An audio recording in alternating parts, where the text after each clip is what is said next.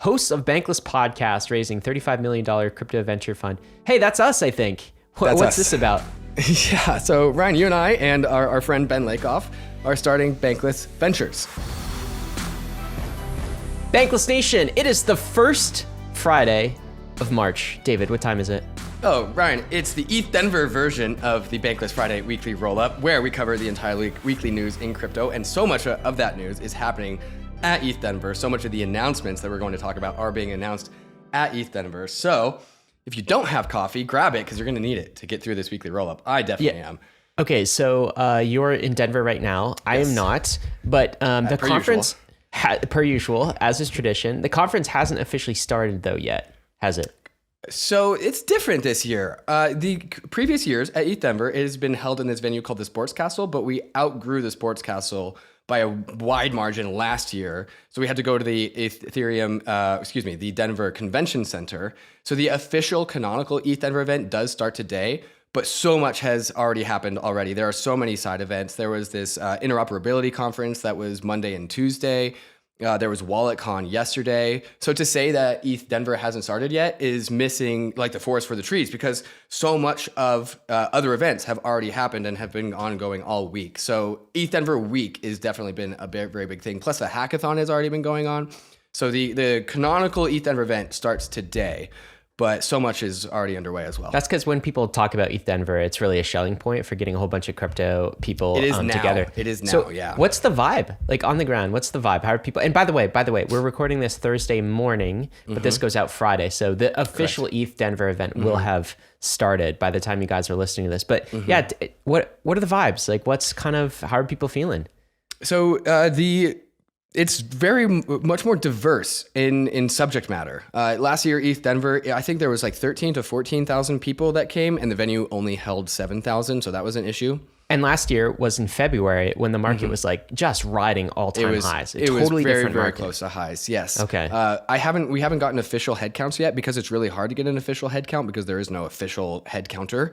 But people have been giving me estimates of 15 to 20,000 people. Are you serious? Dude, I was at the ZK day, and it was all about zero knowledge. The room was absolutely packed. The ZK day, the one-day event all about zero knowledge, was more than ETHDenver 2020 as a whole. This is a bear market. If you told me back in 2019 that there would be a single one-day conference specifically about zero knowledge stuff happening in 2023, I'd be like, well, I mean, I guess that would why I'm here in this industry. I expect that to grow, but like, it's crazy, man. Yeah. So like, it's so large that people are subdividing into different streams, different talks, different tracks. The energy is very large, and it's hard to keep track of everything. It is literally impossible to go to everything. You have to pick and choose what you want to do. Guys, as far as content goes, I know David is going to bring us back a ton of content. We've got a full Bankless media team on the ground at ETHDenver. And we're calling this like a virtual conference pass, which is basically what we're providing. And I think I like to think, David, you're doing this partially, in service to people like me who don't go to these events. And you go and you record, you get some of the highlights, you talk about the takeaways, and we publish all of this on the Bankless newsletter. And of course, on our YouTube channel. And for premium subscribers, we package this all up into some RSS episodes that you can capture as well. So I bet you're coming home with a lot of content. That's exactly right. I go to the content, Ryan, so you don't have to. At the Interoperability Summit, I recorded, I think, 8 interviews with Sriram from Eigenlayer, with Sunny from Cosmos, people from the Axelar layer 1, which has piqued my interest, interestingly. So many different people, specifically outside of the EVM Ethereum ecosystem, the rest of the non-Ethereum world, all about the Interoperability Summit. Also Ledger from Up Only, he was there as well, so I got to meet him for the first time. And so that was 8 interviews at that event. Luke and the rest of the Bankless media team and I are going to go to the actual canonical ETHDenver event today and tomorrow and probably do that again. So Ryan, I might have like 16 interviews for you when I come back. Rest that voice. Do you hear it? A little bit, and I'm worried about you. Like, I've been told that what you have to do in these. Look at me, armchair quarterback. I don't even go to these things, but what you have to do is like you speak with a lower, like a lower voice, so it comes more from your throat, and that tends to, yeah. Like so this. Yeah, exactly. It's totally normal. It's totally normal. David in person, he sounds like an octave deeper too. Anyway, we got a lot of things to cover too, and we got a short amount of time to do it. So topics of the week, Gary coming out swinging against crypto. Gary Gensler, of course, he thinks everything is a security, but not everyone in the rest of government agrees with him. Neither do we. What else we got, David? Things not looking great at Silvergate, the main bank of crypto, looking pretty distressed.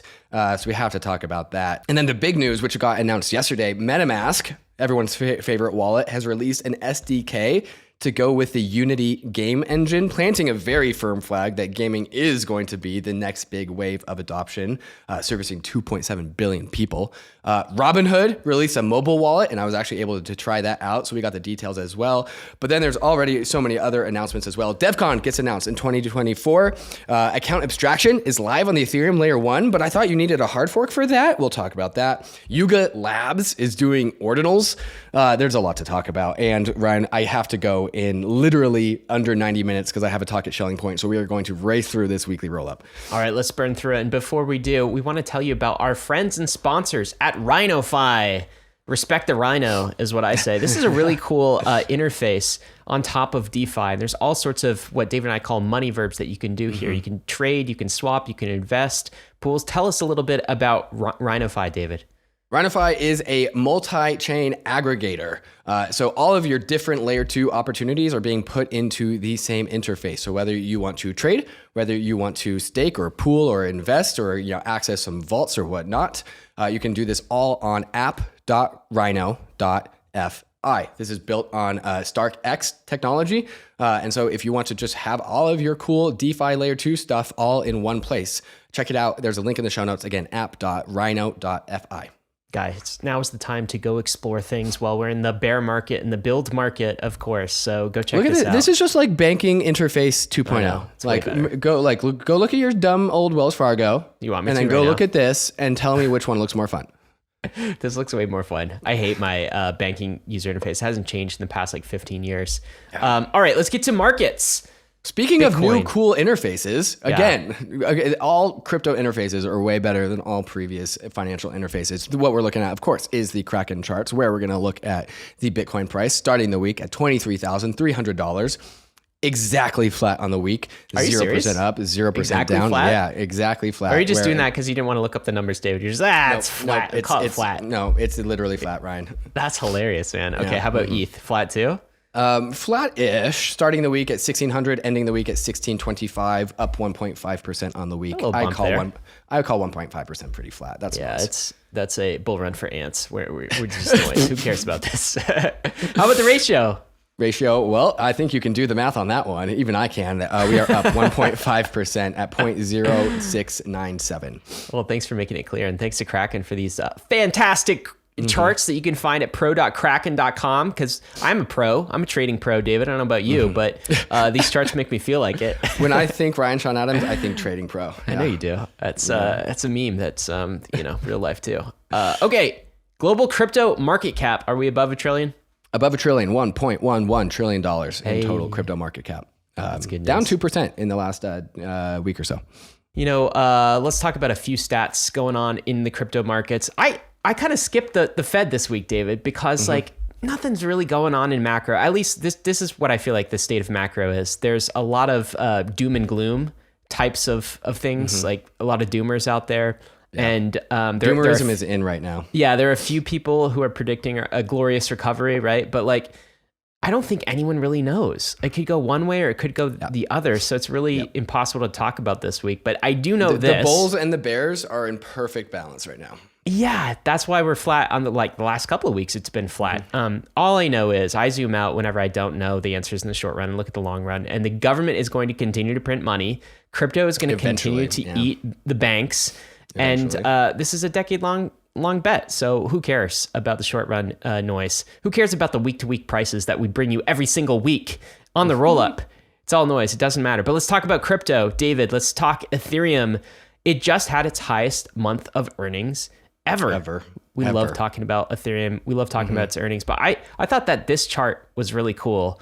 Just seeing it depicted all the way from back in October 2016. This is the monthly Ethereum earnings. And you'll notice here, David, it's been negative. Right. Ethereum has been unprofitable from October 2016 all the way massively until when? When did that turnaround happen? Yeah. The merge. Yeah. Proof of stake makes blockchains profitable. So really, when I see this chart, I just see proof of work versus proof of stake. And so if you want to have a expenditure positive blockchain, you need to have proof of stake. And that is what we are seeing. And so this is another way of saying the burn. So instead of talking about, instead of being on the website of ultrasound.money, instead we were at this one. We tricked you. Well, it's a different way of looking at this thing, right? And so burn is at all-time high. Monthly Ethereum earnings is at all-time highs as well. But this chart is just really putting it into perspective as to what that means in comparison to Ethereum's history. Yeah, what's also in stark contrast is a lot of earnings reports are coming out for equities and securities, and they're all kind of down, like profits are down. This is funny because Ethereum profits are up. When you look at issuance as kind of the cost and you look at transaction fees as the reward, Ethereum's profitable right now, even in a bear market. David, this was a really interesting take from Hill Dobby about NFT royalties that we've been talking about for a while. And this is somebody who dives into the data. There are a few discoveries here that I think Bankless folks should know about. What is Hill Dobby saying here? So Hill Dobby is walking us through the royalties stats on Dune Analytics boards. By the way, shout out to Hill Dobby and all of his their amazing Dune Analytics boards. A lot of the time when I go to Dune and I find a board and I find a good one, I go look at who made it. It's always Hill Dobby. Not always. Data always also comes to mind. So quick shout out there. So Hill Dobby is walking us through some data analytics about creator royalties. And the big theme lately has been the royalty wars and how royalty percentages are going to zero as a result of this fight between Blur and OpenSea. And so what's interesting here is while percentage of royalty pay is going to zero, so the percentage of what is paid on a NFT transfer is going lower and lower and lower because margins are getting compressed, total aggregate royalty payments are actually at all-time highs. Surprising, right? How do you square this?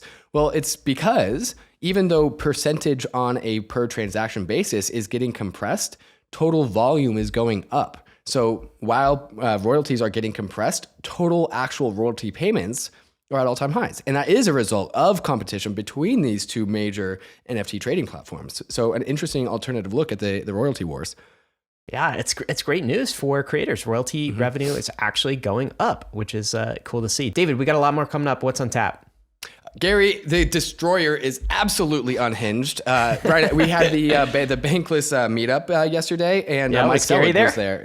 No, Mike Selig, our nice securities lawyer who got on a couple times, was there. He dropped some comments into my ear, so I will share them after we talk about some of these fantastic sponsors that make the show possible. KRAKEN has been a leader in the crypto industry for the last 12 years. Dedicated to accelerating the global adoption of crypto, KRAKEN puts an emphasis on security, transparency, and client support, which is why over 9 million clients have come to love KRAKEN's products. Whether you're a beginner or a pro, the KRAKEN UX is simple, intuitive, and frictionless, making the KRAKEN app a great place for all to get involved and learn about crypto. For those with experience, the redesigned KRAKEN Pro app and web experience is completely customizable to your trading needs, integrating key trading features into one seamless interface. KRAKEN has a 24/7, 365 client support team that is globally recognized. KRAKEN support is available wherever, whenever you need them, by phone, chat, or email. And for all of you NFTers out there, the brand new KRAKEN NFT beta platform gives you the best NFT trading experience possible. Rarity rankings, no gas fees, and the ability to buy an NFT straight with cash. Does your crypto exchange prioritize its customers the way that KRAKEN does? And if not, sign up with KRAKEN at kraken.com/bankless.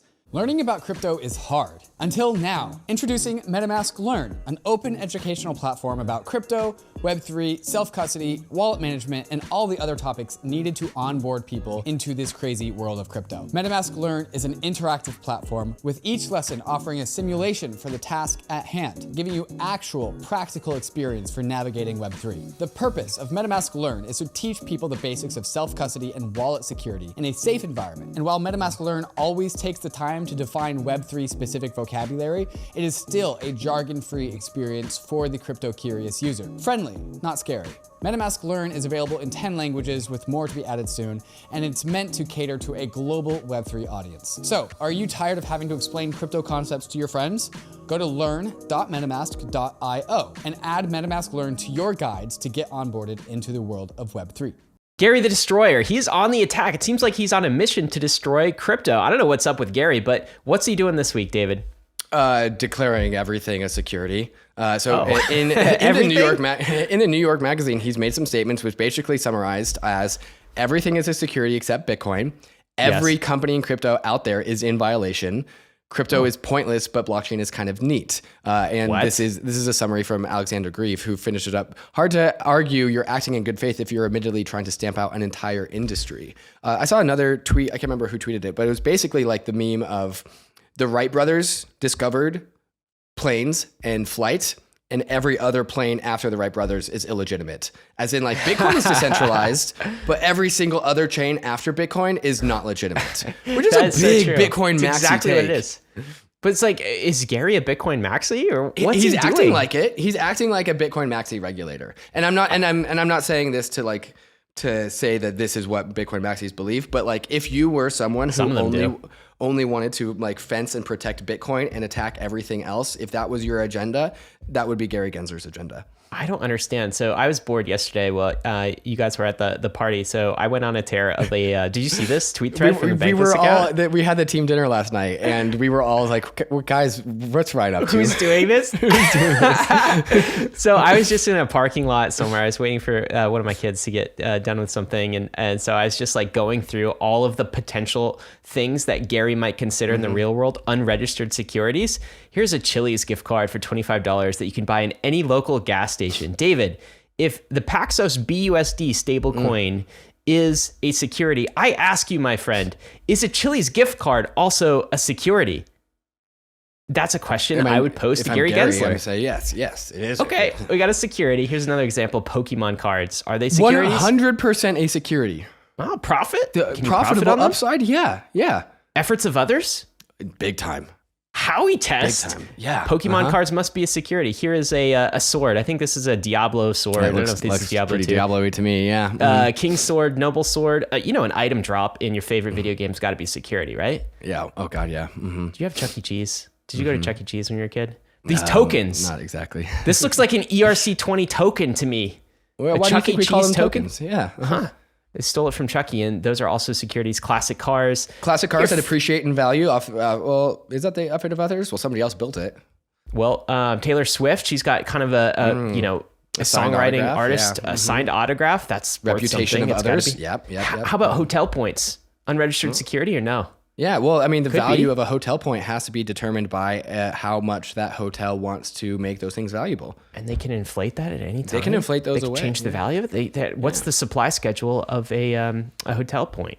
Well, it's not deflationary, let me tell you that. How about a human organ? Got a little carried away here. Fortnite V-Bucks, definitely, right? A puppy. I don't know, like you can buy a puppy. There's a market for like puppies. Well, you can breed cattle, and cattle can produce dividends, and that's an effort of that cattle. Milk. The milk is the ERC20 that comes out of the cow. It's fungible. Yeah. It's a profitable enterprise. I get it. Yeah. Cole's Cash. Look, man, this is my Canadian upbringing. It's Canadian Tire dollars. The Canadian watchers will know what these are. I do not know what these are. Yeah, it's a Canadian thing. Anyway, all of these could be securities. That's what's so ludicrous about this whole thing. There's no rhyme or reason other than, does Gary hate it? If yes, it's a security. That's the way it seems to me.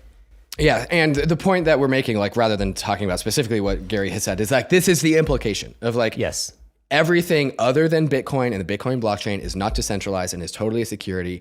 All crypto exchanges are complicit. Probably Bankless is complicit because we talk about these things so tight. And really, that's the news of this week, is that this is the stance that Gary is taking publicly. It's a really hardline stance, and I don't understand it. This is a take from crypto lawyer Jake Chervinsky. What's he say here? Jake says, Chair Gensler may have prejudged that every digital asset aside from Bitcoin is a security, but his opinion is not the law. The SEC lacks the authority to regulate any of them until and unless it proves its case in court for each asset, every single one, individually at one time, which is why we titled this section Gary the Destroyer, right? Because he's coming in, he's doing the whole like chilling effect thing, which is unconstitutional, and trying to scare everyone. And just being a megalomaniac, dude. He's just doing the power grab thing. Like, it's becoming clear and clearer and clearer that Gary does not care about his job or his role, but is simply trying to grab power. Yep. well, Mad King Gary. That's Mad King Gary. Yeah. This is Logan Bolinger. What's he say? Logan says, friendly reminder that Gary Gensler's opinions on what is or isn't a security are not legally dispositive. Oh, good. We don't have kings here, right? This is America. That's right. In this country, judges, not SEC chairs, ultimately determine what the law means and how it applies. Doesn't mean his thoughts are irrelevant. They are just not dispositive. That's a new word for me. Dispositive? Yeah. Cool. They're just not dispositive. Cool. Okay. I would think about what that word means for a second. Gabe Shapiro, what's he say? Gabe Shapiro, one of a very well-respected lawyer in the crypto space, now says that now that Gary Gensler has made clear he regards every single token, including stablecoins other than Bitcoin, as securities under U.S. law, can we start asking what's the plan here? That's a really good question. I'm sure his plan is like, well, come in and talk to us. So I can put handcuffs on you. This has got to be part of Operation Choke Point. And so, David, I guess the good news is this goes to the court system, but I'm not so sure this is good news. Like, it depends on whether we have reasonable judges in the court system. This was a take I saw last week. So a federal court just ruled that these emojis, this is the rocket emoji, the graph going up, and the bag full of money, the chart emoji, and the bag full of money, objectively mean one thing: a financial return on investment. I believe this is from the NBA Top Shots legislation. The judge says this in their ruling, pointing at an exhibit of NBA Top Shots tweets. Each tweet promotes a recent sale or statistics of recent sale of moments on the marketplace. And although the literal word profit is not included in any of the tweets, the rocket ship emoji, in quotes, stock chart emoji, and money bags emoji objectively mean one thing: a financial return on investment. If you are doing the rocket emoji or the money bag emoji, David, you are giving financial advice on Twitter, whether you know it or not, according to this judge. Absolutely ludicrous takes, David. And I don't even understand if these people don't understand how the internet works. Like, you can't just say an emoji is financial advice, can you? I mean, they're not wrong. That's why they're putting the emoji in there, though. The problem is that this is the official NBA Top Shot account. I think if there was a random user of NBA Top Shots, that would be ridiculous. I do kind of think like, yeah, well, if you're putting the upwards chart and rocket ship and money bags emojis into your platform and you are that platform, like, yeah, it's in bad form, but what are you going to do? What are you going to do? You're going to ban certain emojis? This is the stupid thing. If I do a Pokemon card rocket emoji, what am I like? And I'm the issuer of Pokemon. I guess that's an illegal tweet. Right. Like, what is that? I don't understand what's going on here is kind of the bottom line take. And I don't know that the courts are going to interpret things in a reasonable way. Maybe this... I think it's hard. It's hard because like there are like promoters laws, right? If you don't want to buy a freaking movie of an NBA Top Shot, don't buy it. Like, I think people have to have a bit of responsibility when it comes to... I think that's really like, there is confusion and gray area. And so what do we do in this environment? We push power and control and responsibility back to the individual rather than by doing this to the issuer. Like, yeah, you're not Taylor Swift tickets, rocket emoji, like that's going to be a thing too. It is a thing. Yeah, it is a thing. You're not going to like filter kind of the internet from these sorts of things. And I think doing so is a dead end. But there is a chilling effect that's going into place. Chilling effect, yeah. Robinhood received a crypto-related subpoena request from the SEC, and it's basically just saying, the SEC saying to Robinhood, hey, there might be securities on Robinhood. The subpoena concern, among other things, lists Robinhood's cryptocurrency listings and custody of cryptocurrencies and platform operations. So Robinhood clearly doesn't have clarity from the SEC. Coinbase is suspending Binance USD stablecoin, so that's been delisted on the back of the SEC and I believe financial regulator in New York, doing this. MasterCard is holding up their crypto plans. They put that on hold. There's a report out that Visa was going to do that as well, but then Visa put out a statement, I think, from Kai Sheffield, who's been on the podcast, saying the story is inaccurate as it pertains to Visa. Here's the reality, and he talks about how Visa is continuing to partner with crypto companies. Anyway, there's this like chilling effect on the industry, And that's a result of Mad Gary's actions here. Yep. Nope. That's all come out. And so this is Gary once upon a time being like a crypto hardliner. And now this is why we're calling it Gary the Destroyer, Gary the megalomaniac. Like, and so like this is going so far that this is actually starting to get pushed back from people outside of the crypto industry.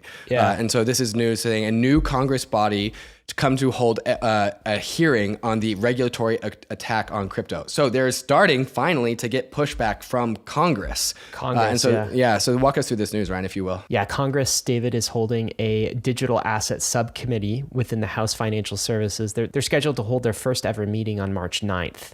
And the hearing is titled this: Coincidence or Coordinated? The administration's attack on the digital asset ecosystem. I think we would say this is certainly coordinated activity, but it's really Congress's job to rein regulators in when they go after power vacuums and seem intent on killing an entire industry. It's good as well that a lot of the blame is being pushed back on those that are responsible for it, namely the SEC and Gary Gensler's leadership over there. Senator Tim Scott called this the elephant in the room and Warren Davidson called Gary Gensler's selective enforcement on the crypto industry, I think referring to that as troubling. So that's specifically what this meeting in Congress is going to be about. Yeah, and this is how this has to end. Gary has gone from being a hard ass to being absolutely unhinged. So this is going to be a fight, and now we have to fight him. And Congress is picking up wind that Congress doesn't like Gary necessarily. Like Congress has no interest in supporting Gary. He is a rogue actor in a rogue agency. And so, of course, people are pushing back. That's the case. Yeah. Brian Armstrong put a fantastic op-ed out in CNBC, and let me just read a quote from it. This is part of the pushback and fight back. Yet, while other jurisdictions progress, he's talking about outside of the U.S., the U.S. seems more focused on turf battles between regulators. No other country in the world has spent as much time and energy trying to convince its citizens that crypto assets are securities. Let's remember this whole securities thing. It's not even a topic of conversation in Europe. No. I mean, we're just talking about... Europe is laughing at us, dude. We were just talking about MiCA legislation, which is like, decently, like, folks we talk to give it like maybe a B-. It's reasonable. It is completely sensible on its interpretation of what a security is and what it's not. This is a rogue agency in the US. I'm not sure why Gary and others are making this such a big deal. It's absolutely stupid. And I think in general, the context for me is this US anti-crypto posture is crazy. It's a complete self-own. Right. I mean, you've seen it. Like the US has the talent. We have the entrepreneurs. We have the capital to lead in crypto. We have the demand.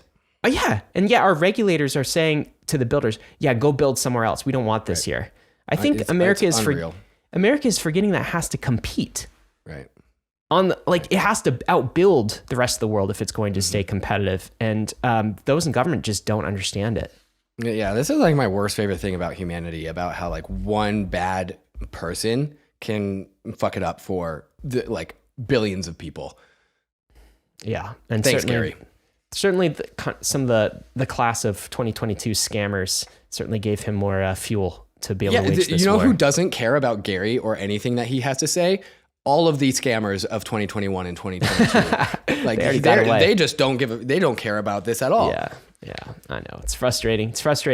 Some other news too that is somewhat related to Silvergate Bank. What's this, David? Yeah, so Silvergate Bank, as of this morning, stock tumbles 45% after a growing concern about the solvency of Silvergate. And so Silvergate reported a $1 billion loss in the fourth quarter, and this has caused a sort of run on the bank. There's not been any actual symptoms of insolvency yet. There have been concerning murmurings from actually Silvergate itself, as well as other indications as well. Coinbase has no longer accepted or initiated payments to or from Silvergate, and has rerouted customer deposits to a different bank. They were using Silvergate. Coinbase was. Yes, they have other banks, but they have started to route payments to a different bank. Just that they stated as an abundance of caution.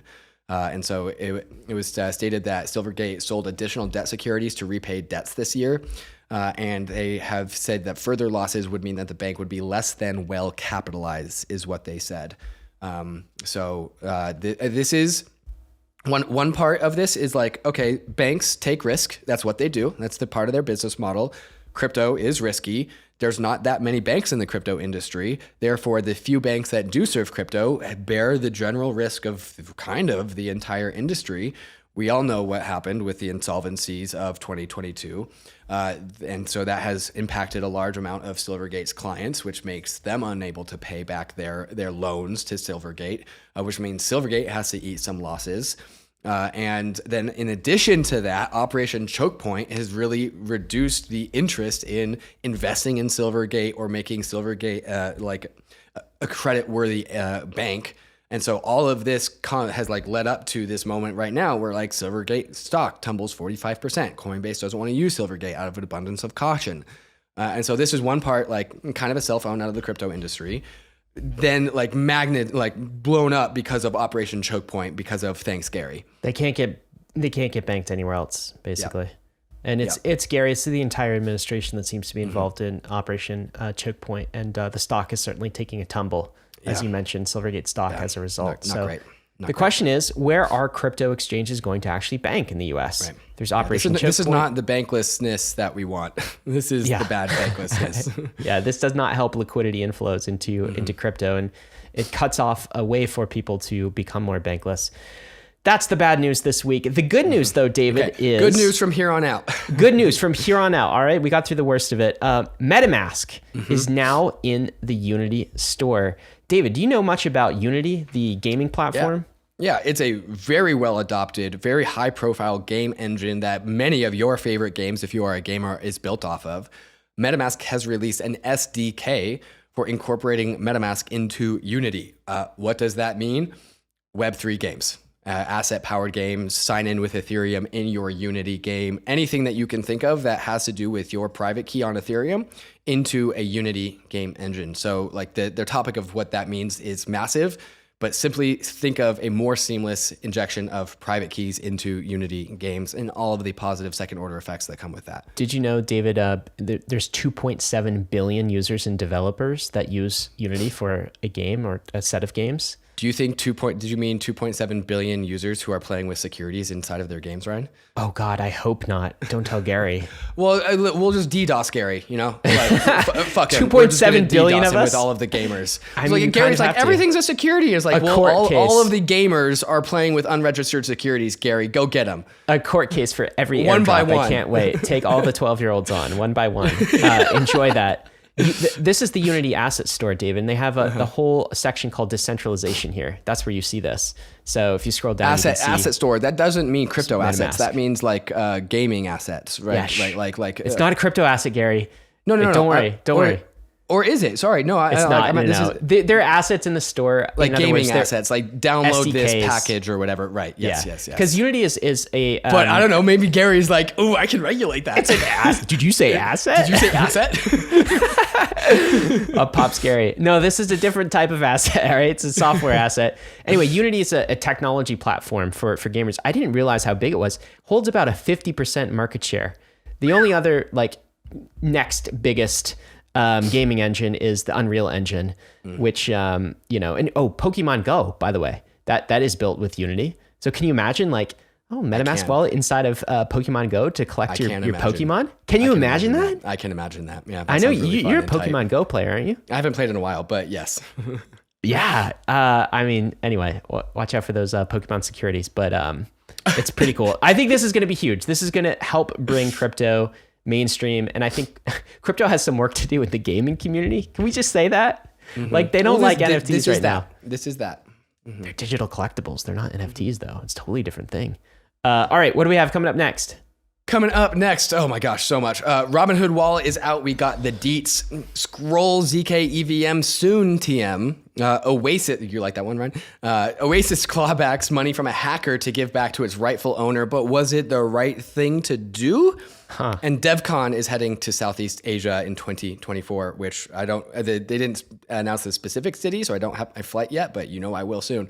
All of that and more. But first, I wanted to talk about these fantastic sponsors that make the show possible. The Phantom Wallet is coming to Ethereum. The #1 wallet on Solana is bringing its millions of users and beloved UX to Ethereum and Polygon. If you haven't used Phantom before, you've been missing out. Phantom was one of the first wallets to pioneer Solana staking inside the wallet, and will be offering similar staking features for Ethereum and Polygon. But that's just staking. Phantom is also the best home for your NFTs. Phantom has a complete set of features to optimize your NFT experience. Pin your favorites, hide your uglies, burn the spam, and also manage your NFT sale listings from inside the wallet. Phantom is of course a multi-chain wallet, but it makes chain management easy, displaying your transactions in a human-readable format with automatic warnings for malicious transactions or phishing websites. Phantom has already saved over 20,000 users from getting scammed or hacked. So get on the Phantom waitlist and be one of the first to access the multi-chain beta. There's a link in the show notes, or you can go to phantom.app/waitlist to get access in late February.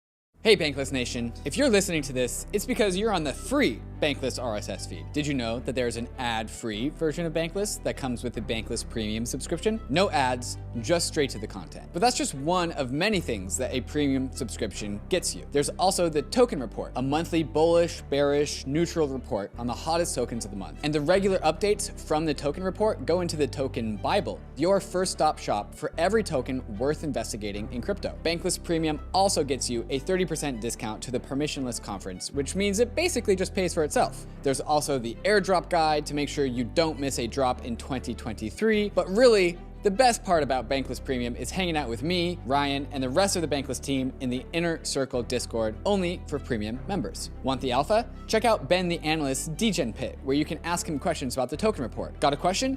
I've got my own Q&A room for any questions that you might have. At Bankless, we have huge things planned for 2023, including a new website with login with your Ethereum address capabilities, and we're super excited to ship what we are calling Bankless 2.0 soon TM. So if you want extra help exploring the frontier, subscribe to Bankless Premium. It's under 50 cents a day and provides a wealth of knowledge and support on your journey west. I'll see you in the Discord.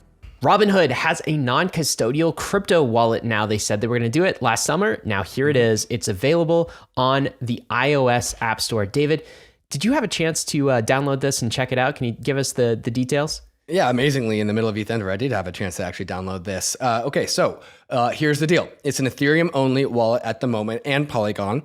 You can deposit and outbound and send tokens on the Ethereum layer 1. You cannot trade tokens on the Ethereum layer 1. You can only send in and out. If you send into the Polygon network on the Robinhood wallet, you can trade, and the trades that you make on the Polygon side of Robinhood wallet are gasless. That's the full extent of the wallet. It's just when you say trade, you're doing it on a decentralized Polygon protocol call. Is that correct. right? With some liquidity pool or something? This is a collaboration between Robinhood, Polygon, and 0x. And so 0x has this relayer API that's used to swap. And so the Robinhood wallet calls the 0x relayer API, swaps the tokens, and that's all gasless and automatic and basically synonymous with the UX that Robinhood users are used to in their normal wallet. That's other blockchains are supported. No Solana, no Avalanche. I mean, I'm sure they probably have plans to incorporate them at some time. But right now, it's a pretty constrained limited functionality now. Limited functionality. I'm sure they are going to add more. But right now, it's just on the Ethereum layer 1, it's inbound and outbound transfers. And then on the Polygon layer 2, it's inbound and outbound transfers and swaps via 0x. How was that haptic response, though? Remember their CEO telling us about that? I did not notice any haptic response. It's supposed to like when you hit a trade, it's vibrates in your hand. It's just you feel good. You. Yeah. I haven't been able to trade because I sent in 25 USDC to the Ethereum layer 1, and I was like, okay, swap for ETH, and I couldn't. Okay, but I'm sure they are going. I'm sure this is just the first debut. I'm sure they've got. I love that they're doing the this. UX is great. If you are used to the Robinhood app, it is almost the same kind of UX and UI layer. So it's great. And why do we care so much about this? Is because it's bankless, non-custodial wallet. It's super cool to see Robinhood developing this and building this out using their resources to do that. In just expediency, I did save my private keys to the cloud, which is a native feature in there, and I'm like, ooh, I hope hope they got that one right. You can also save your own private keys to yourself the normal way. You can also trust Robinhood to save it to the cloud. I think that's fine as long as people know what they're like getting into, right? For $25, how much do you care? Well, I did $25. Other people. Yeah. In the future, I know you. As long as they have the option, I'm content with it. It's a great first start. They do have the option. They do have the option. What's going on with Scroll? First of all, what is Scroll? Scroll is a ZK EVM that is trying to be EVM equivalent, which is an ambitious endeavor, to use my words at the start of every weekly rollup. But they are going all the way down into the bytecode, making circuit things to make the EVM a ZK EVM. But also Ethereum equivalent. Very ambitious, very bullish if they can get it done. They are getting it done. The last I checked with them, they had like a 600 gigabyte RAM requirement in order to run their prover, and then they dropped that down to 200, which is a huge order of magnitude of improvement, but still have a long way to go to make that accessible to more and more and more. Anyways, they have announced that their ZK EVM is live on a Goerli testnet. 100% permissionless. And so this is the last major step that they need in order to go to the Scroll mainnet. 100%. Do you know this is way faster than I thought it would be, David. All the ZK EVM stuff is happening very, very fast. Yeah. So it's 100% open sourced. Scroll has even frozen some of its code base to pass to auditors for review. So like the Scroll ZK EVM mainnet, you can see it on the horizon. It is not that far off. So congrats to the Scroll team. Ryan and I are angel investors in Scroll. Yes, true. You find that on our disclosures page. Always. This CoinDesk headline, Ethereum says ERC 4337 deployed, tested, and the beginning of the era of smart accounts. David, what is this ERC? What does it do? I can tell you're bullish about it. I'm so glad you asked. Yeah, ERC 4337. What's the difference between an EIP and an ERC? Well, an EIP is something that gets hard forked in. An ERC is a smart contract standard. That's not technically the difference, but it's good for these purposes. Like an ERC 20 is just a standard that everyone agrees to. It's not something that needs to be forked into the code of Ethereum. That's exactly right. Yes. So ERC 4337 was deployed to the Ethereum layer 1. What does that mean? Somebody just wrote a smart contract. There is ERC 4337, which is the account abstraction standard that has been worked on by Yoav Weiss, who is the man that we are looking at in this picture here, and many, many others.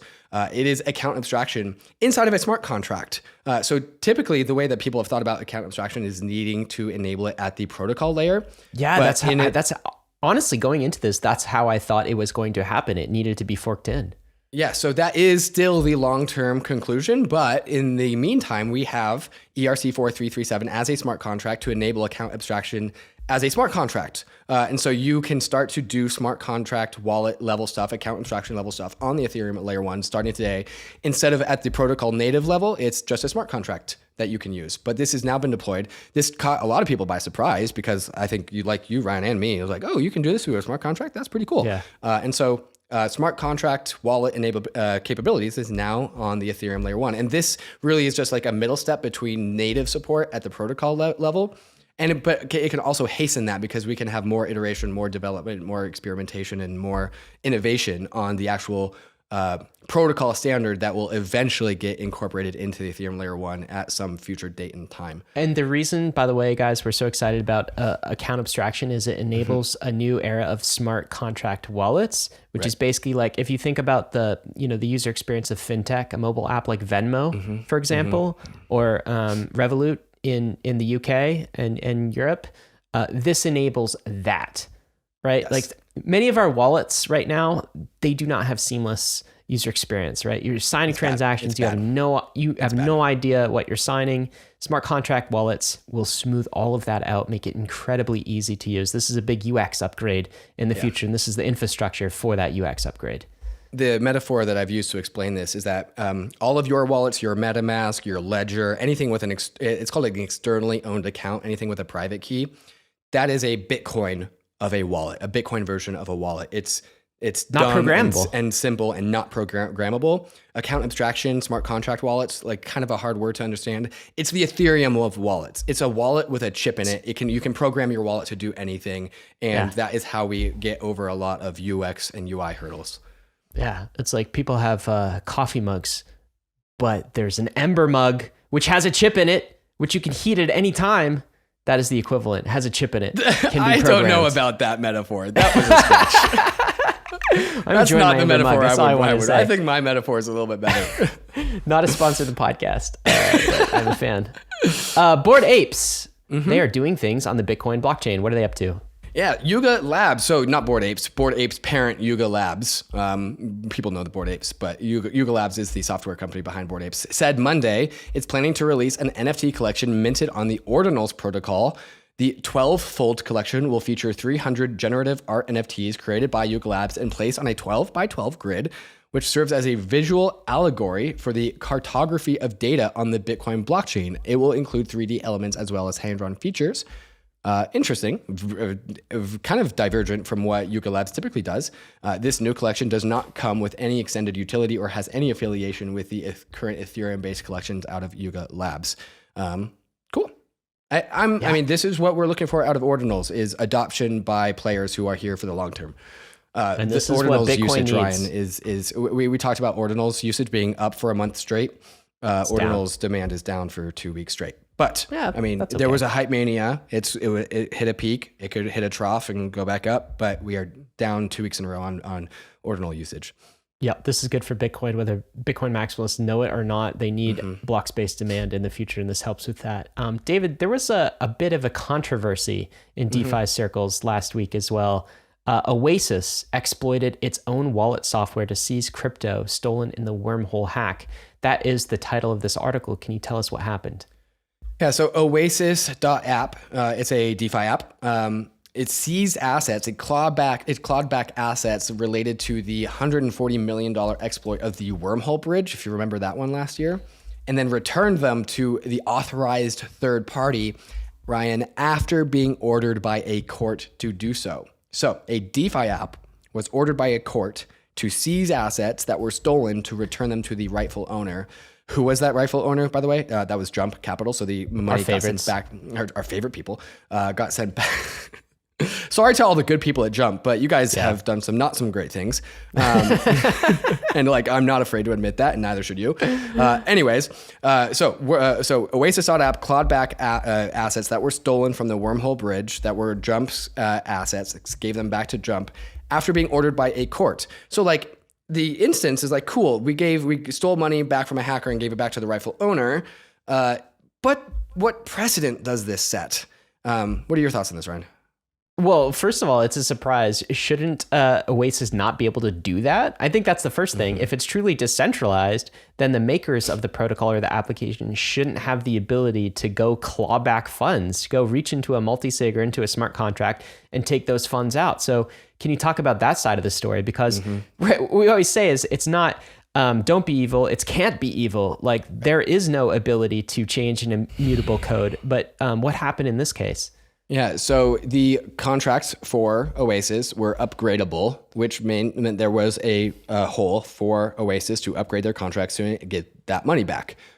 This goes back to my philosophy of if you can be regulated, then you ought to be regulated. And if you can't be regulated, then you won't be regulated. And I think this is the case of an example of an app that could be regulated because clearly a court was able to order someone to do something to get the money back.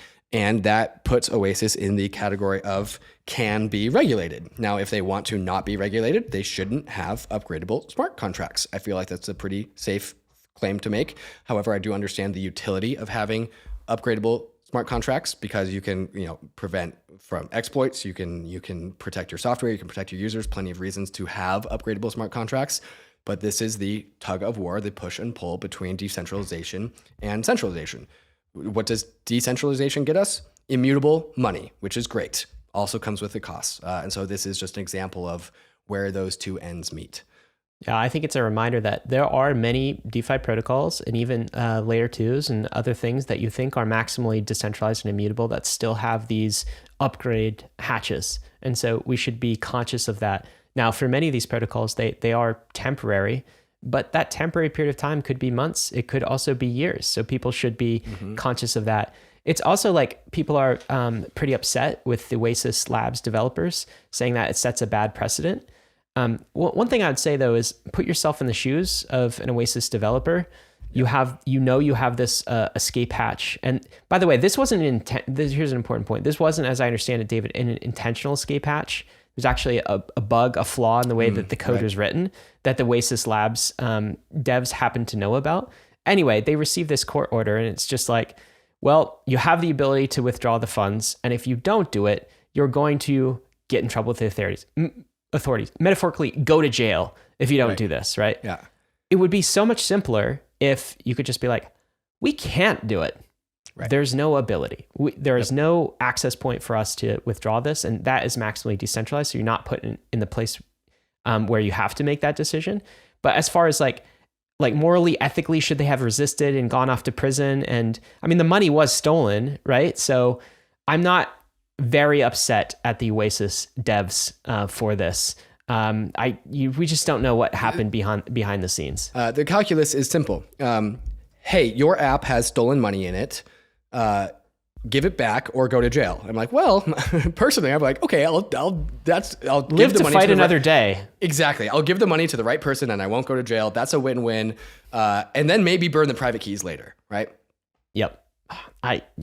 That's just where we are as an industry, and I think we should admit that's the case. Mm-hmm. David, Coinbase had some scheduled downtime this week, but I don't know if that's the story you wanted to get to. No, this is really just the lead into the next story. Coinbase has upcoming planned scheduled downtime. So this will be on Saturday for 8 hours. Upcoming, yeah. I don't know how frequent this is. I think this is perhaps like a longer than normal, but this is totally like a normal thing for Coinbase to do. What's not a normal thing to do is have unscheduled downtime for a layer 1 blockchain.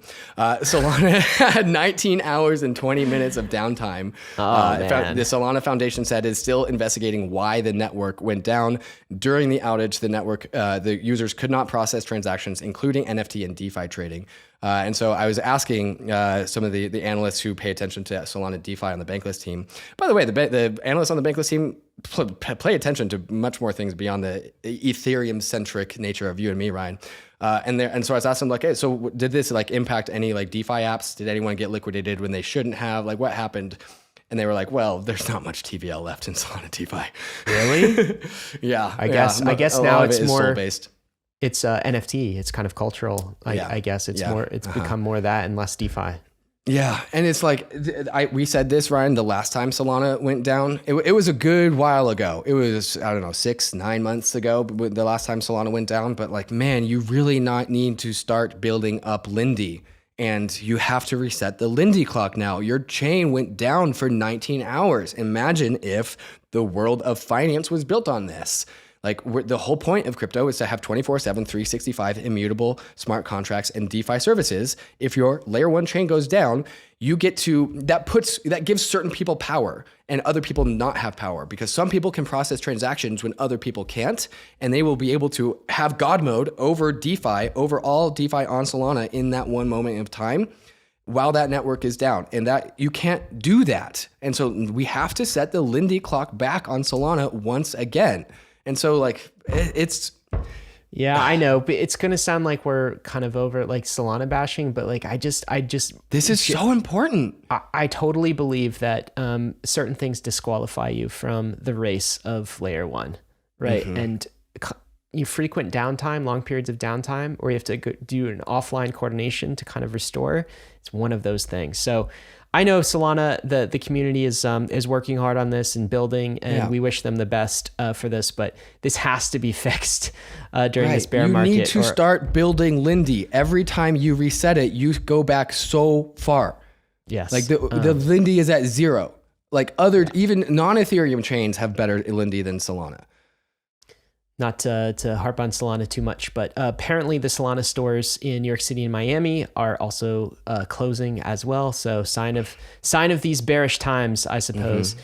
David, the FTX ex-engineering chief, Nishad Singh, pled guilty to criminal charges. So I believe he joins Gary Wang and Caroline and some of the other FTX criminals. Still outstanding is Sam Bankman-Fried, but with all of his executives pleading guilty, he can't be too far behind.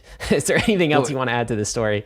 Yeah, Sam Bankman-Fried. Like, it's not that he had many friends left, if any, but another definitely one off of the list of potential Sam Bankman-Fried friends.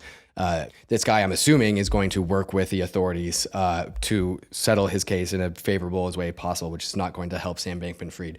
Meanwhile, Sam Bankman-Fried, this like 29-year-old youngish dude, just living at home with mom and dad, just watching football, watching football on a VPN.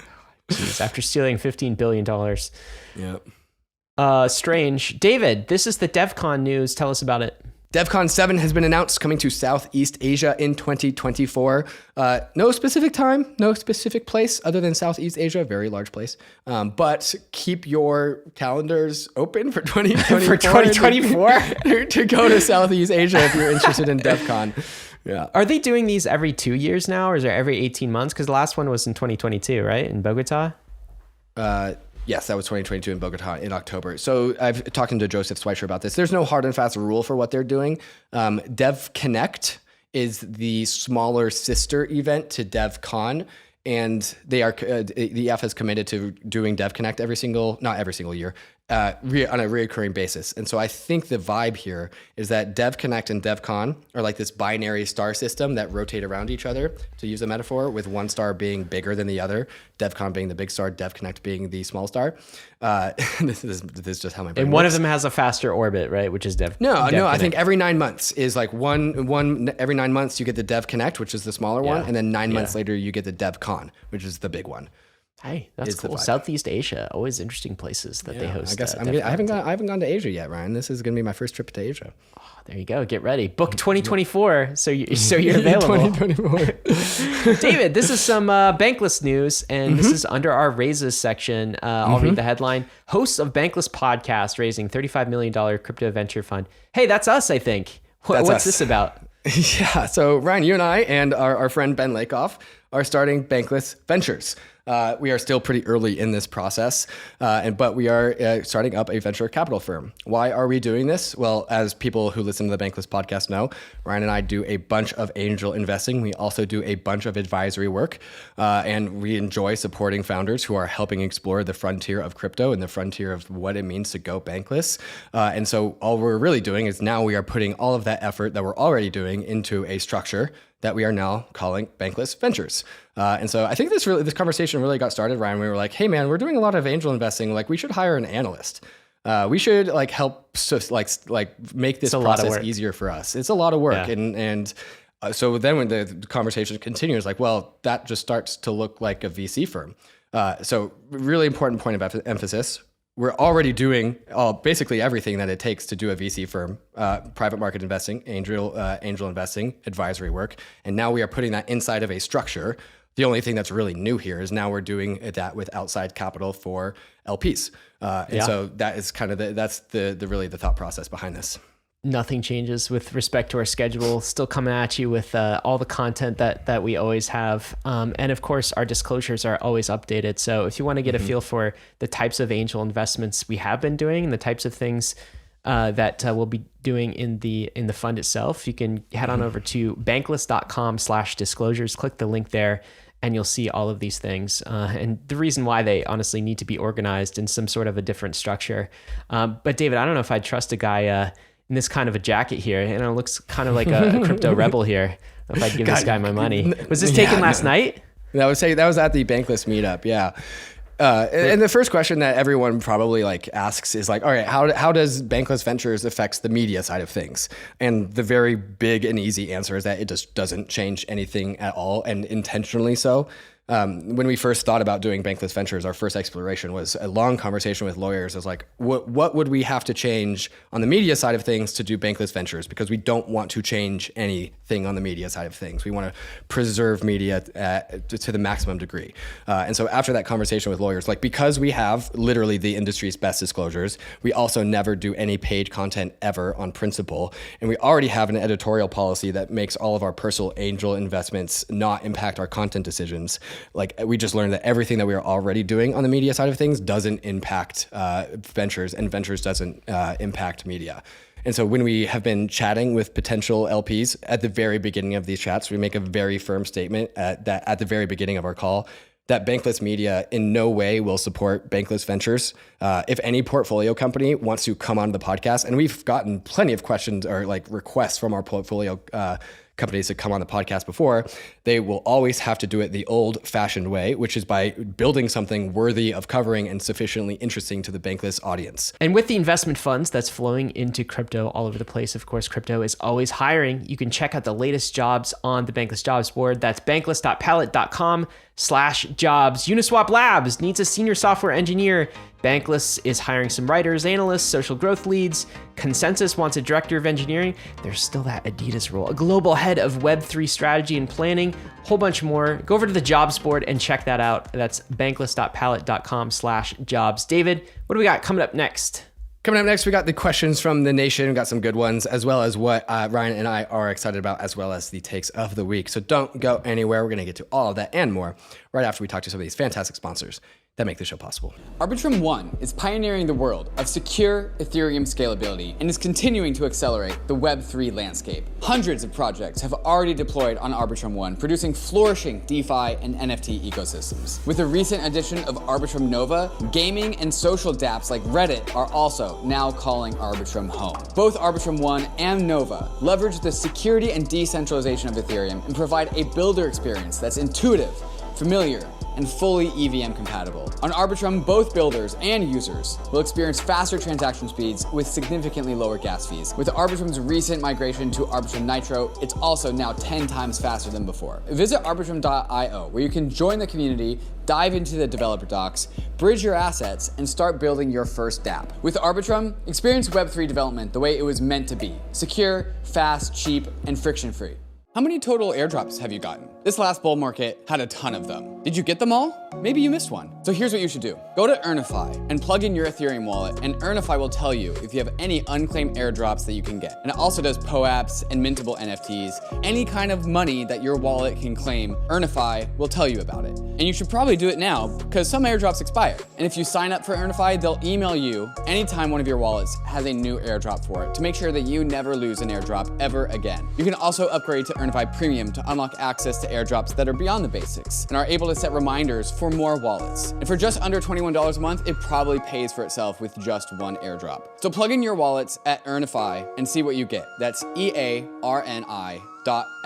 And make sure you never lose another airdrop.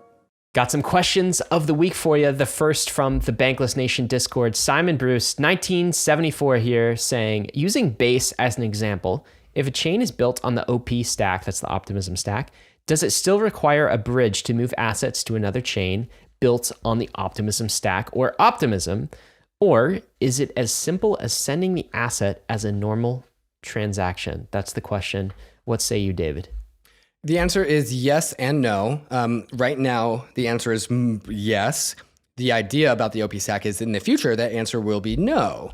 And the answer won't be ever perfectly no, but the answer trends towards no. Why is that such a confusing answer? So the idea that the idea is that Base and Optimism are both on the OP stack. Because of that common denominator, the bridge between these two chains has less risk and less dependencies and more standardization. And so the bridge between Base and the OP stack is less bridgy than it would be had it been to, like, I don't know, Base to Arbitrum or Base to Polygon or something. Because of the common denominator of the OP stack, a lot of complexity is removed. And as further more innovations come to the scene, a lot of that complexity becomes abstracted and obfuscated away. And so, yes, there will always be a bridge. Right now, that bridge is pretty bridgy, to use a very technical term. And then in the future, it will become less bridgy. And that is also true for all OP stack chains. And so the bridginess trends towards zero. However, it will never hit zero. But the idea is that with additional technologies, you can obfuscate and abstract a lot of the bridginess. I made an OP stack video. If you go to YouTube and type in Bankless OP stack, there's my face next to a thumbnail that's titled OP stack. If you want to learn more, click that video. It's all part of the same kind of, I guess, nation security apparatus, if you will. It'll be more like traveling from New York to New Jersey than like New York to cross the border to Canada or something like this. Right. Yeah. So imagine it's like, okay, we're in the United States in the 1700s. You can get from New York to Washington State pretty easily. Well, not pretty easily. You can do it without crossing a passport control, but you still got to walk. And then you fast forward 300 years and then you can just fly really, really fast. The bridginess gets less bridgy. No high-speed rail though yet, which makes me bitter every time I think about that. Not yet. Yes. Come on, America. Okay. Here's a question from Captain Randall Wall. I think I said that right. Sorry, Captain. Apologies if that has already been covered, but what are your thoughts on the eigenlayer and the potential impact of ETH staking and price? Do you see this as helpful to alts in terms of securing validation? That first question of what is eigenlayer first? Maybe you have to define that. And what's the potential impact on ETH staking and ETH price? Yeah, so eigenlayer has just absolutely swept the world of crypto by storm just because of what it is. And if you are curious about this answer to this question, it would behoove you, I think, to listen to the interview I did with Sriram at the Interoperability Summit that I went to a couple days ago, where we talked about this subject in particular. What is eigenlayer? Eigenlayer is taking normal Ethereum staking and adding on additional what I'm calling like mods, if you will. And so like not only are you staking your ETH to Ethereum for all of the normal reasons, but you can also use that Ether stake that you've already staked to also secure something else. So rather than having when to you have say like secure, the idea is like a bond, right? It's like economic security. Yeah. So that's what you mean by modding. You're like, I'm going to secure this Ethereum main chain thing, but then for some additional risk and reward, I'll also do this other thing. Right. So imagine like Chainlink, you stake the Link token to do the Oracle network. With Eigenlayer, you can stake your ETH to Ethereum, again, for normal staking reasons, and then also have that same stake also secure an Oracle network or a data availability network or generally anything that needs economic security. And so the idea is that this produces additional yields for ETH stakers because they can secure more things, but with additional slashing penalties if you lie or do something wrong for whatever additional thing that you're doing. So the question is, what is the potential impact on ETH staking and price? For all of there was a tweet that we talked about forever ago. Eigenlayer will enable halal alt layer ones for ETH maxis. Sure. Which also deserves unpacking. So I'll do my best. The idea is that like all of these alt layer ones, like Celestia, subnets on Avalanche, like all of these reasons to produce different alt layer, like layer ones that would trigger the decentralization maxis. Now you can just use Ethereum staking, normal Ethereum staking, to do all of that same kind of services without having to have additional tokens or additional like chains or all that kind of stuff. And so it produces additional yields for your ETH, and it really imbues a lot of the reasons to make additional alt layer ones and imbues that value into Ether and Ether staking. So in the pendulum, I talked about this with Sriram, there's like a pendulum between polychainism, mesh network of many, many, many chains and bridges. That's one end of the spectrum. And then the other end of the spectrum is like single one dominant layer one chain. There's always a spectrum of like where we are in the pendulum. And Eigenlayer really pushes this towards there's really only needs to be one dominant chain and everything else is less necessary. There's going to be a tug of war between these two things, but Eigenlayer is definitely pushing towards like all you really need to do is stake Ether and then sign up for additional yield opportunities if you want. I think to the question the captain is asking about impact on price. Oh, it's bullish. This is incredibly freaking bullish. It's incredibly bullish. Do you remember the idea that we'd come out with a couple of years ago about Ether, the internet bond, which is the idea that Ether is an internet bond for the Ethereum ecosystem. That's what happens when you're staking. You're actually bonding it. And it accrues monetary premium in the way that a bond might. This is now Ethereum being able to export Ether, the asset, as a bond to other foreign chains or foreign protocols.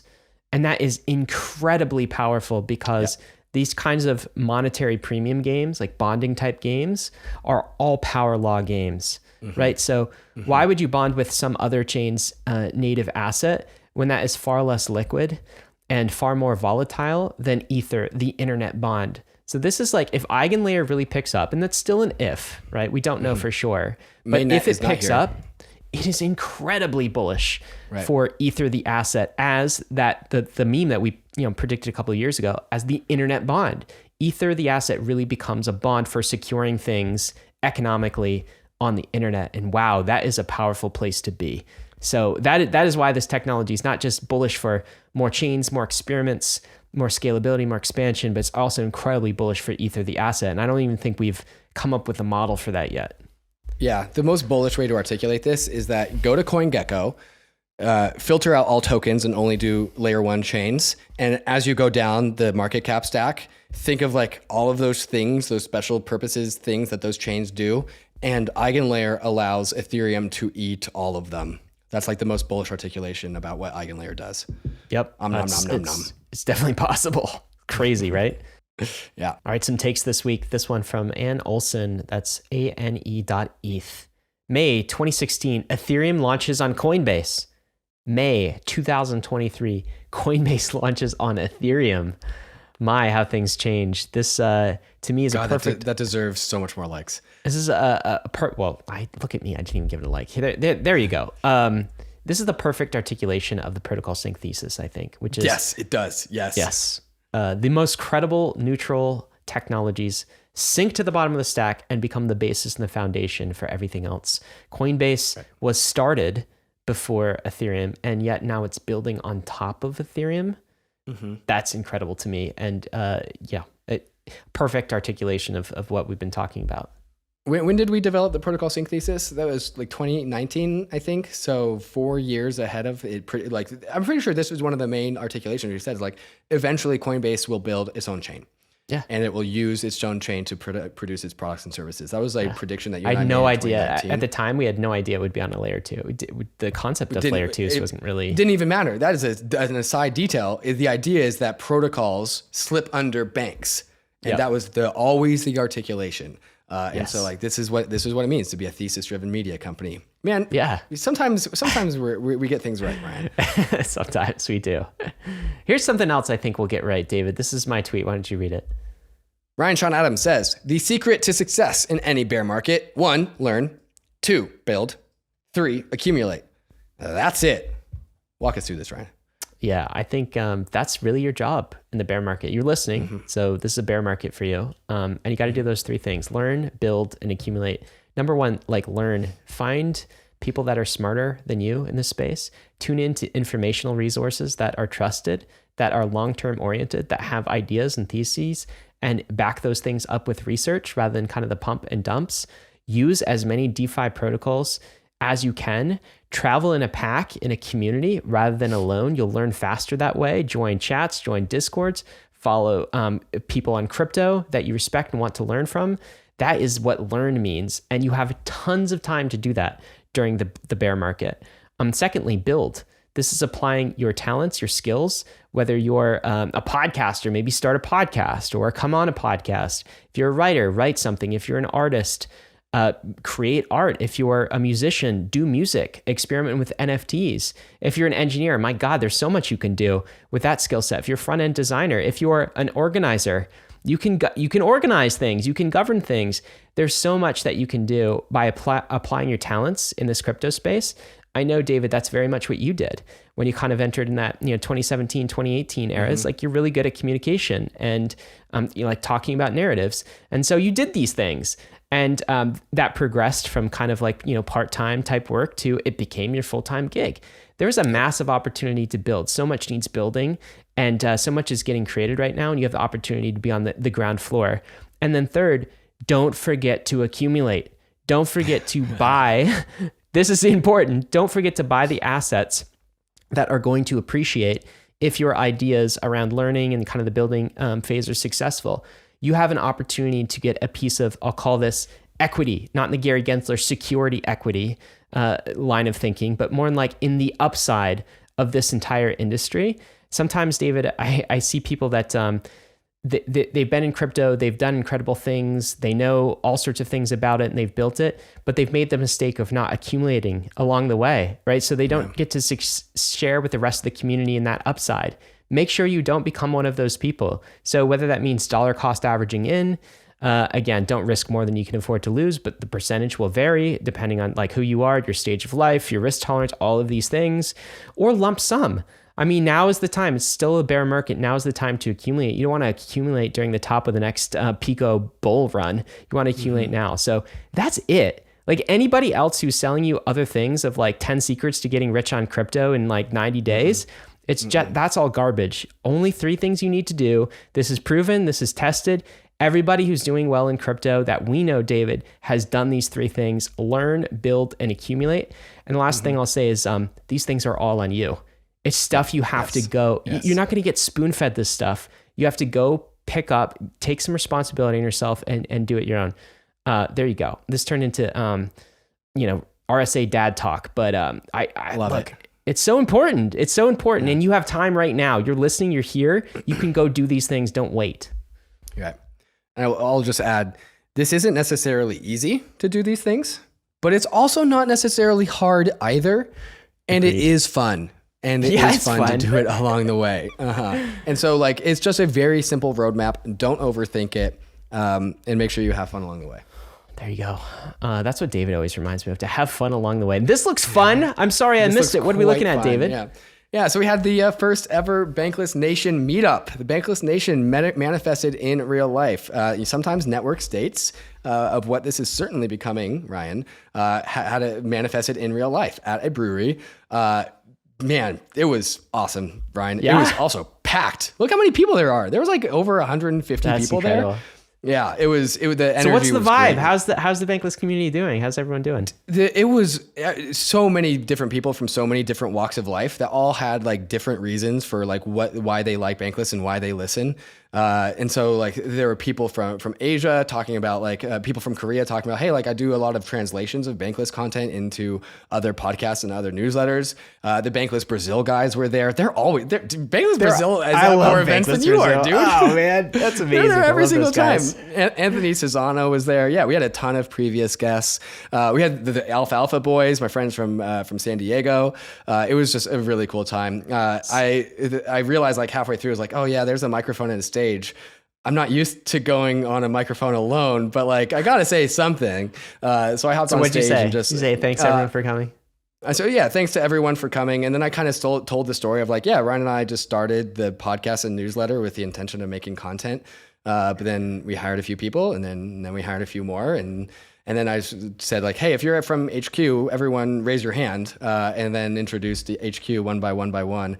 And just was able to make a big thanks to all the team that was able to support this, because like we would not be able to organize a meetup without the actual team behind us. Totally. And so this particular ETHDenver is the event where the Bankless HQ team has showed up the most. We're currently in an Airbnb that we're calling the Bankless Dorm because we have 6 or 7 other people here. So we got Luke and Dave helping me record content, which is why the in real life conference interviews are going to be the highest quality, high production interviews that we've ever done. And even though they're there, they're still going to get you this roll up out. Yes, too. yes. Dave's sitting right here. I'm looking at him right now. God He's bless looking you, over Dave. at me, giving me a wave. And then there's Chrissy, who is handing out all the POAPs and like talking to everyone in the Bankless Nation. So this is, I think, the choice, Ryan, to move beyond just a fun little lifestyle business and grow this into what is becoming a network state of sorts, I think was a good move. That's and we really should keep doing cool. it. I know, like, so I haven't met as many of you guys, Bankless Nation, in real life as I'd like to. But the times that I have, it's always felt like just like instant connection, like kindred spirit, like different place in the world, maybe different language, all sorts of differences. And yet we're all kind of like one group that is going west together. It's the most diverse group of people from all around the world, from all these various values, different interests and like meaning and purpose for being here. Totally. Yet everyone just like gets along so well. It's really amazing. Really cool. I love it. Yeah, really cool. All right, so that's what I'm excited about. Is that what you're excited about? That was what's excited about? Okay, cool. Yeah. Well, what are you excited about, Ryan? David, I'm excited about how this bear market is shaping up. Like, I don't care what anyone says. This is my favorite bear market ever, maybe the best ever. And that's because the tourists are gone. The settlers are here. They know why they're here. We have product market fit. We're not going to run out of money this time. I think we're like fairly well capitalized. This was not the case in 2018 and 2019. The riffraff and the scammers are quiet. They're either going to jail or they've fled to, places where they can't get caught, and the builders are building. And I think that's what you're seeing at ETHDenver is just a whole bunch of builders getting together more than ever during this bear market. They're not dismayed by what's going on. They're not put out by the regulators. They're just heads down building. And so that's why this is one of the most exciting times, honestly, I've been in crypto. And I can say that, like, I don't know that, I mean, 2017 was exciting. It's kind of like discovery. 2018 and 2019 were kind of a grind of figuring this out and finding product market fit. 2020 was exciting because it felt like some of the thesis was coming true. 2021, things were starting to go off the rails. First half of 2021 was great. Second half of 2021 was a slog. Totally. And then 2022, I was just like, it sucked. I was very disappointed with 2022 and all the shenanigans that went on. 2023, it's feeling like it's shaping up to be my favorite year in crypto yet, because we got the settlers, we got the product market fit, we got a little bit of money, we got funded. And so now we can head west and build out this movement and be ready for the next wave of adoption. So that's what I'm excited about this week. Yeah, the only thing bad about 2023 is Gary Gensler, but there are so many ways to turn that evilness that Gary Gensler is bringing to us into something like really, really good. Like we're banding together, we're learning to fight in Capitol Hill, and I think he's going to level us lemons out of lemonade. He's going to level us up, man. It's one boss. It's not the final boss still, but it's a boss fight. And so, okay, bring it. Let's do it. And like everything else in crypto is coming together. Yeah. Yep. David, meme of the week. I haven't seen this yet, but I did see the parent tweet. So this was you and Anthony Sassano. It says, caption this. That's David in his jacket and Anthony, you guys together at ETHDenver. So I think we're about to look at a caption, yeah? Yeah. So this is the third time I've met Anthony Sassano in real life. I first saw him at ZK Day and gave him a big hug, but then had to run off. I was like, oh, that's one of my best friends that I haven't seen in so long, but like, shit, I got to go talk to this person, but then I got to come back to him. But it's just like so fun, like how casual it is. Like, oh, Anthony in real life now. But it's always so good to see him. So we took a photo and I put out this caption, this header on the photo. Yeah. And we're about to look at the winner. This is the winner. Okay, let me look at this. Okay. This is Gimli, of course, Lord of the Rings. Thank you. You told me I'd like this. Never thought I'd die fighting side by side with an elf. That is Gimli saying this. And of course, Gimli is of course Anthony because of, the beard, the big beard. I get it. Well, you guys are not opposing tribes. You guys are same tribes, so you're both dwarves. Yeah, but we're just super snarky with each other. Yeah, we're like brothers who fight all the time. Yeah, all right. Gimli and his brothers. He has a lot of big dwarf family. So I'm Legolas and he's Gimli. That's awesome. I'm an elf apparently. Of course, you'd want to be Legolas. I understand that. Sorry for that, Anthony. David loves you though. Well, Anthony was a big fan of this response as well. That's good. All right, guys, that's been it. The ETHDenver edition. I guess next week we'll be talking a little bit about ETHDenver too, but David's getting ready. Because the conference is actually started right now. Yet. I am literally about to run off to Shelling Point to give my talk and then ETHDenver conference for the rest of the day. So your boy's got to leave. Yeah, we'll get some content to you guys though pretty soon, so you'll feel like you're there. Risks and disclaimers, gotta let you know, none of this has been financial advice. It never is. It's not legal advice either. Who knows what a security is? I don't even think Gary Gensler knows. I have no idea. Crypto is risky. You could lose what you put in, but we are headed west. This is the frontier. It's not for everyone, but we're glad you're with us on the Bankless journey. Thanks a lot. Hey, we hope you enjoyed the video. If you did, head over to Bankless HQ right now to develop your crypto investing skills and learn how to free yourself from banks and gain your financial independence. We recommend joining our daily newsletter, podcast, and community as a Bankless Premium subscriber to get the most out of your Bankless experience. You'll get access to our market analysis, our alpha leaks, and exclusive content, and even the Bankless token for airdrops, raffles, and unlocks. If you're interested in crypto, the Bankless community is where you want to be. Click the link in the description to become a Bankless Premium subscriber today. Also, don't forget to subscribe to the channel for in-depth interviews with industry leaders, Ask Me Anythings, and weekly roll-ups where we summarize the week in crypto and other fantastic content. Thanks everyone for watching and being on the journey as we build out the Bankless Nation.